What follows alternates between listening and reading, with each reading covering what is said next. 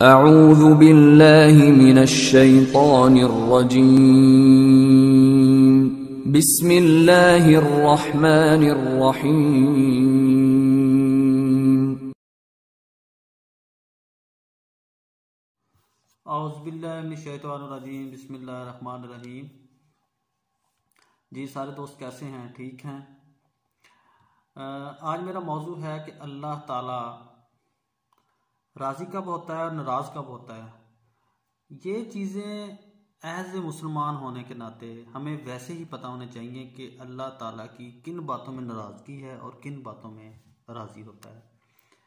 तो अल्लाह ताला के बाद अल्लाह ताला के बाद जो है वो हमारे वालिदैन हैं, वालदा हैं। वो भी देखें किन बातों से नाराज़ होते हैं, तो उससे भी हमें हिसाब लगाया जा सकता है कि वालिद या वालदा एक ही बात पे नाराज़ होते हैं जब उनकी बात ना मानी जाए या जो उन्होंने कहा है उसके मुताबिक कुछ ना किया जाए। फरमाया गया कि कब अल्लाह ताला राज़ी होता है, उसके किस तरह के अनवानात होते हैं। जब आप देखो कि हुक्मरान अच्छा है, मतलब ईमानदार है, अच्छा है, पैसा सखियों के पास है और बारिशें वक्त पर टाइम पर हो रही हैं, तो इससे हिसाब लग सकता है कि अल्लाह ताला इस कौम पे राज़ी है।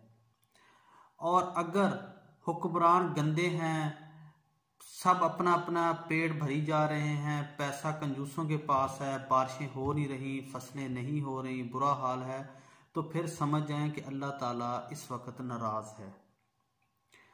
अच्छा, ये अब हमने साथ देखना है कि अल्लाह ताला नाराज है या राजी है। वो हमें सामने नजर आ रहा है। जो आजकल हालात हैं, जिस तरह के हालात चलते हैं, हर बंदा अपने पेट की पड़ी हुई है। तो जब हम इस तरह के काम करेंगे तो अल्लाह ताला तो फिर नाराज ही होगा, कभी राजी नहीं होगा।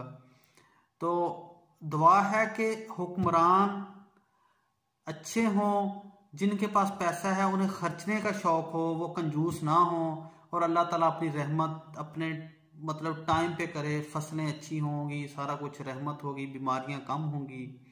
एक दफ़ा का वाक़या कि हज़रत अली रज़ी अल्लाह ताला अन्हा अपने काशानाए रहमत अपने मुबारक घर के बाहर बैठे रो रहे थे। तो किसी ने पूछा कि ए अली रज़ी अल्लाह ताला अन्हा क्या हुआ है। तो फरमाया गया कि आज 40 दिन गुजर गए हैं, मेरे घर कोई मेहमान नहीं आया, मैं रो इसलिए रहा हूं कि शायद अल्लाह ताला मुझसे नाराज हो गया है।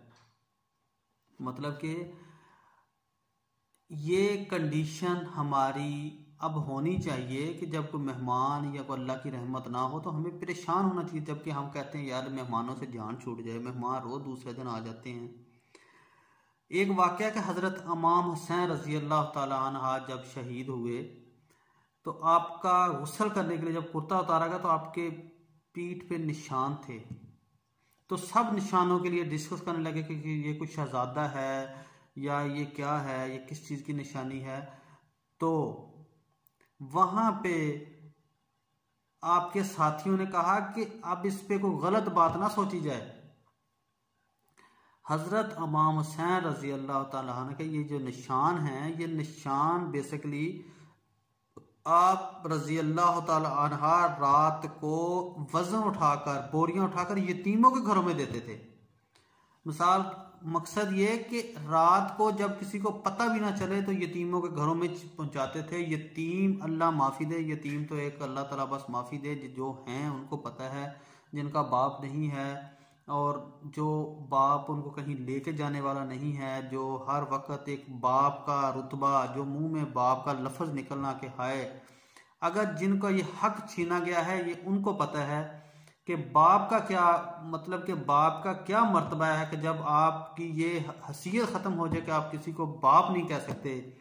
तो ये उस बंदे के लिए ये बड़ा दर्दनाक होता है जब कोई बंदा उसके सामने अपने वालिद को अब्बा कहता है। तो ये उसके लिए बड़ी तकलीफदेह होती है जो अपने वालिद, जिसका वालिद नहीं होता, उसके लिए इतनी दर्दनाक होती है कि अंदर से दिल कट जाता है उस वक्त जब ये फील होता है कि काश आज मेरा भी बाप होता तो मैं भी उसे अब्बू कह के पुकारता। और ये लफ्ज़ जब बंदे के मुंह से ख़त्म हो जाते हैं, जब ये हक ख़त्म हो जाता है तो इंसान एक टूट जाता है, इंसान ख़त्म हो जाता है। तो अल्लाह ताला की से दुआ है कि जिनके बाप हैं वो हमेशा उनके सर पे कैमो दैम रहें और जिनके चले गए अल्लाह उनको जन्नत नसीब करे। लेकिन ये कमी पूरी नहीं होती जो वालिद की होती है। और अल्लाह ताला हमें यतीमों मस्कीनों का ख्याल रखने की तौफीक अता फरमाए और अच्छे काम करने की तौफीक अता फरमाए। और जो हमारे हुक्मरान हैं, जो पैसे वाले हैं, जो सारे लोग हैं, इनको अल्लाह की राह में खर्चने की तौफीक अता फरमाए। आमीन सुम आमीन। चैनल को सब्सक्राइब भी कीजिएगा, बेल आइकन प्रेस कीजिएगा। इंशाल्लाह इस तरह के आपको टॉपिक हमेशा मैं देता रहूँगा। अल्लाह ताला आपको इस पे अमल करने की तौफीक अता फरमाए। अस्सलामु अलैकुम। इंशाल्लाह फिर मिलेंगे।